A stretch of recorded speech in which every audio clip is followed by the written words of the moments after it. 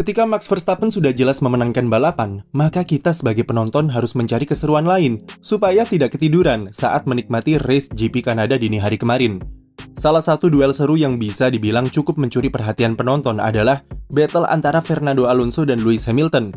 Sebelum race kami sudah mewanti-wanti di live tweet jika Fernando Alonso harus berjuang sendirian di baris depan dan akan sangat menarik melihatnya bertahan dari serbuan dua Mercedes di belakangnya. Apalagi sirkuit Montreal adalah track favorit dari Lewis Hamilton yang sedang on fire akhir-akhir ini. Dan itu terbukti dari Hamilton yang mampu mencuri start dari Fernando Alonso dan merebut posisi kedua darinya. Tetapi setelah beberapa lap berjalan, ternyata Hamilton tidak mampu menjauh dari kejaran pembalap Spanyol tersebut. Kecepatan Aston Martin rupanya cukup bagus dan membuat Alonso mampu menempel pembalap Mercedes itu dengan ketat. Meski dalam prakteknya, Alonso kesulitan serta tidak bisa terburu-buru menyalip Hamilton karena harus memanajemen rem dan ban di mobilnya. Tekanan Alonso sedikit berkurang usai George Russell alami insiden di lap ke-12 dan membawa safety car masuk ke sirkuit yang memicu banyak pembalap untuk masuk pit. Sempat terjadi insiden kecil saat Hamilton diduga melakukan unsafe release dan nyaris senggolan dengan Alonso di pit lane. Namun uniknya, race stewards memutuskan jika Hamilton tidak bersalah dan dia bisa lolos dari penalti. Jika dilihat sekilas, memang masih tersisa jarak yang dinilai oleh race stewards masih cukup aman dari Hamilton ke Alonso saat dia keluar dari pit. Kembali ke jalannya race 5 lap setelah safety car kembali ke pit, Fernando Alonso akhirnya bisa menyalip Lewis Hamilton untuk kembali menghuni posisi kedua. Namun perjuangan Alonso tidak selesai sampai di situ, karena dia masih harus menahan laju rival abadinya tersebut yang kembali masuk pit untuk ganti ke ban medium di stint terakhir. Alonso yang juga mulai kehabisan ban, akhirnya tim memutuskan untuk ikut masuk pit satu lap setelahnya dan ganti ke ban hard baru. Sampai kemudian, Aston Martin memberi instruksi kepada Alonso untuk mulai melakukan lifting and coasting di sekitaran 25 lap terakhir. Lift and coast adalah mekanisme di mana pembalap harus melepas gas pada beberapa saat sebelum memulai pengereman di tikungan. Hal ini diharapkan bisa menghemat bahan bakar di mobil ataupun untuk menurunkan suhu di rem.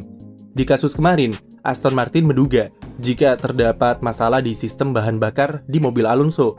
Namun, setelah balapan, diketahui kalau masalah itu hanyalah kesalahan dari sensor, dan untuk berjaga-jaga, tim memutuskan untuk menyuruh Alonso menghemat bensin dengan lift and coast. Dampaknya adalah Hamilton mampu memangkas gap di belakangnya dengan cepat di fase akhir race. Tetapi bukan Alonso namanya jika dia tidak menyiapkan rencana untuk bisa mengamankan podium runner-up.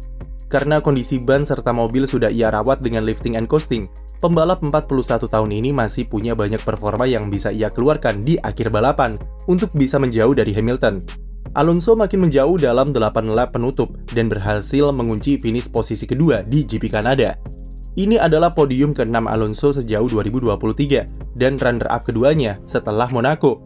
Usai jalani race yang kurang begitu bagus di Catalunya, apa penyebab Aston Martin bisa kembali ke jalur kompetitifnya?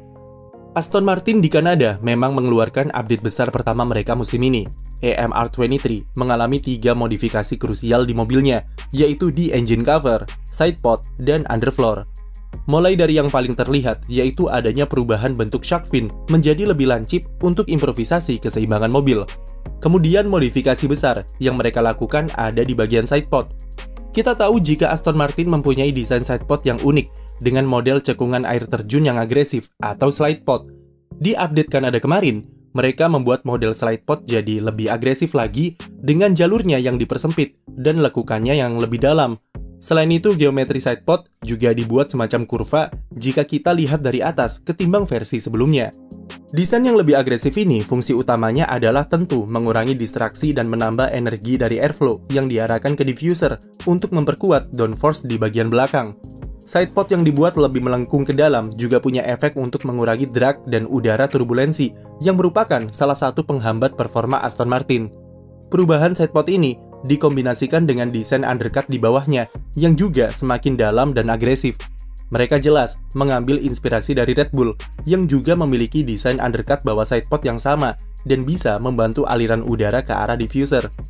Modifikasi lain dan cukup krusial tentu mereka buat di area underfloor yang sayangnya sampai sekarang kita belum bisa melihat sekompleks apa terowongan ground effect di mobil mereka.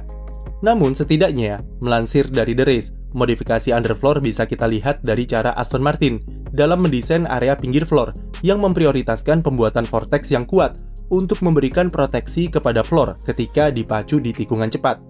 Proteksi ini bisa membuat tim untuk memberikan settingan ride height yang tinggi, tetapi produksi downforce yang dihasilkan tetap besar serta konsisten.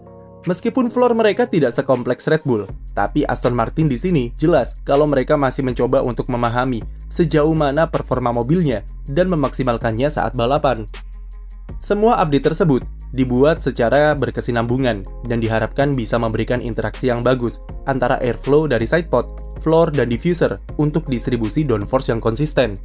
Update itu terbukti bekerja dengan baik di Kanada dengan keberhasilan Fernando Alonso menahan laju Lewis Hamilton saat balapan. Alonso bahkan secara overall mempunyai pace yang lebih bagus, meski dia harus melakukan lifting and coasting di fase akhir balapan. Karakter trek Kanada yang punya tikungan lambat dan mengandalkan traksi ban belakang menjadi senjata andalan Aston Martin dalam mengalahkan Mercedes. Secara kecepatan, Alonso unggul di tikungan pertama, lalu tikungan kelima, dan tikungan hairpin. Ketiga belokan itu adalah tempat di mana Alonso selalu bisa menjauh dari Hamilton, yang mobilnya kurang begitu optimal di tikungan lambat. Dengan rangkaian update yang sudah dipasang di mobil Aston Martin, tentu semakin menarik melihat sejauh mana mereka bisa melaju dan bertahan di papan atas. Meski belum bisa bersaing dengan Red Bull, namun Aston sudah membuktikan resistensinya dengan Alonso yang sudah koleksi 6 podium dari 8 balapan di 2023. Aston Martin menunjukkan transformasi yang positif secara mental dari tim papan tengah menjadi tim baru di papan atas. Ketika tim tampil underperform atau gagal memenuhi ekspektasi seperti di Monaco atau Spanyol, muncul rasa kekecewaan yang menyelimuti atmosfer di dalam tim, yang mana ini sangat positif serta menandakan jika mereka sadar kalau posisi tim sedang ada di atas. Rasa kecewa itu mereka balaskan dengan performa apik di Kanada, di mana akhirnya kembali menghuni satu posisi di podium.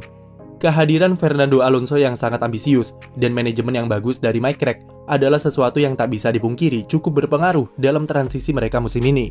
Bahkan Alonso saja sudah berjanji jika balapan di Catalunya akan jadi race terakhir Aston Martin tanpa podium di sisa musim ini. Akankah Alonso mampu menepati janjinya? Kita lihat saja nanti seperti apa. Sekian video dari kami, jangan lupa beri like dan subscribe untuk konten F1 lainnya.